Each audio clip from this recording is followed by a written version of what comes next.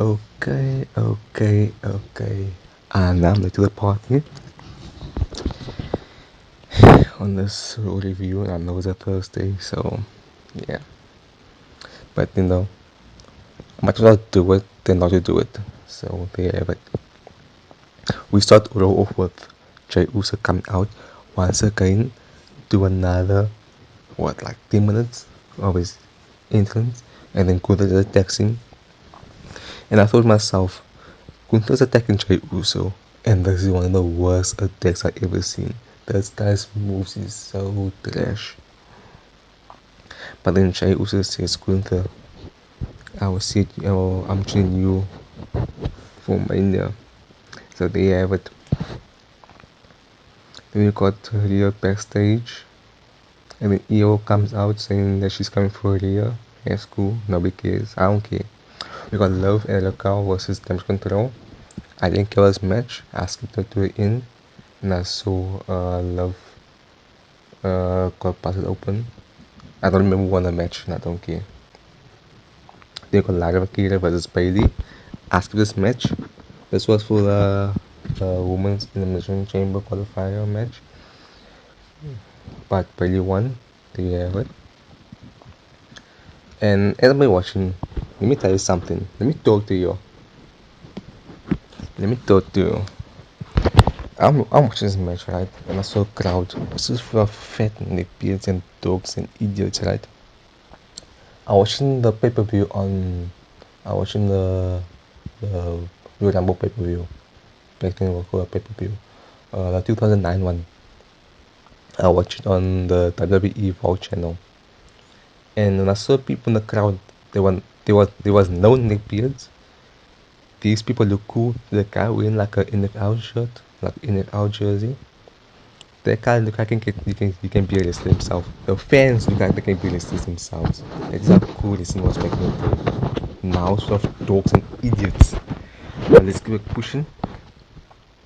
You got the printer video package. I don't care. Printer's like 30 watt, like 39. So he's gonna do absolutely nothing. You got Louis Kaiser backstage,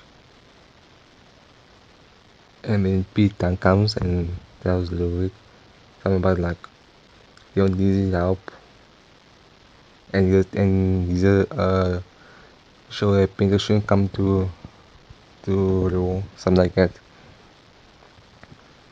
Then AJ Styles will pause, or AJ say something I couldn't remember.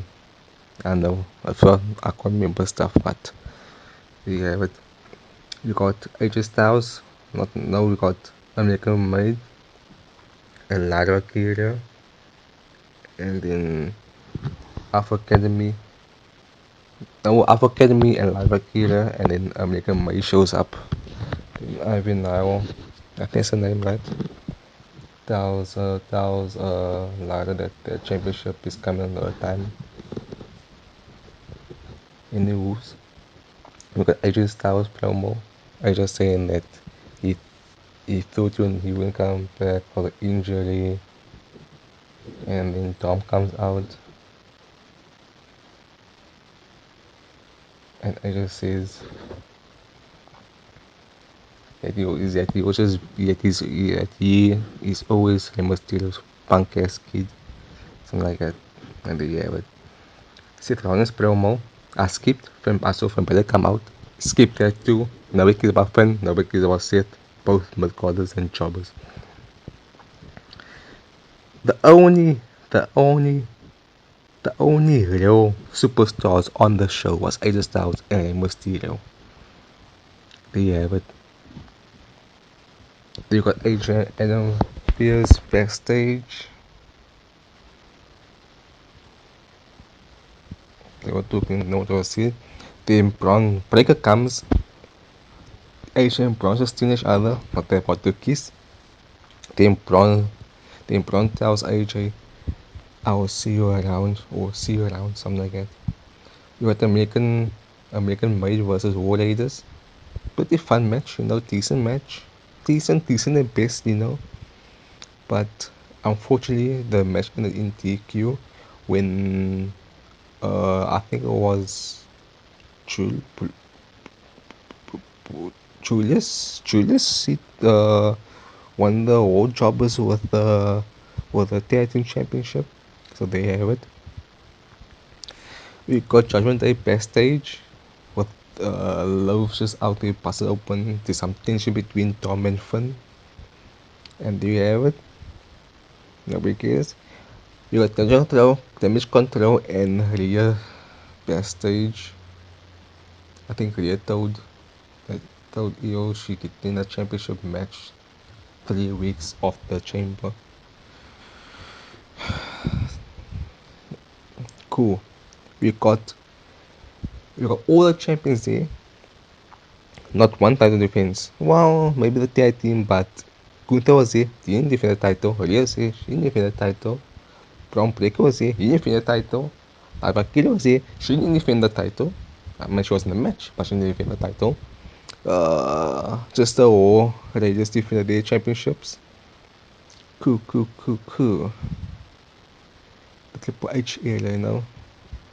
The I need to defend my championship era.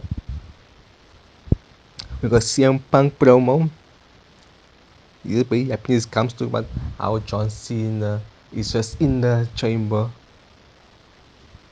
And to myself, yeah, John Cena legend, you're a jobber, so they have it. Well, not a jobber, but you know, he's a McCarter, upper McCarter, he's a McCarter.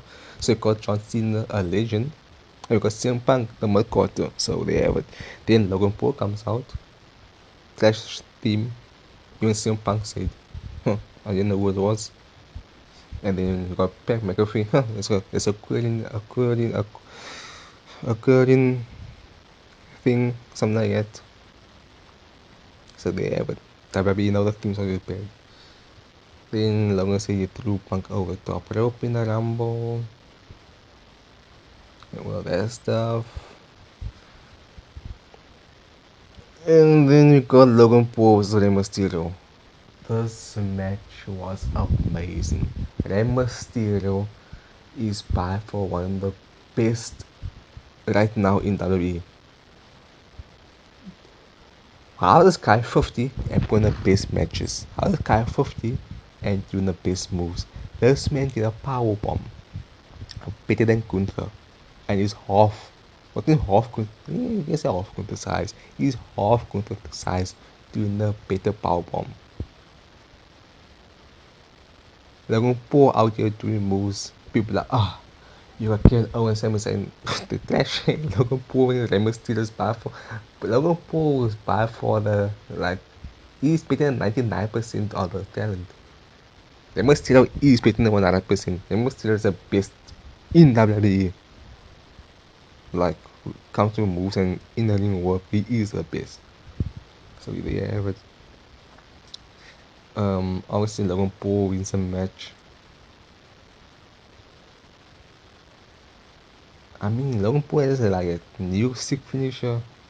Some will like put the guy over the DDT. That's cool.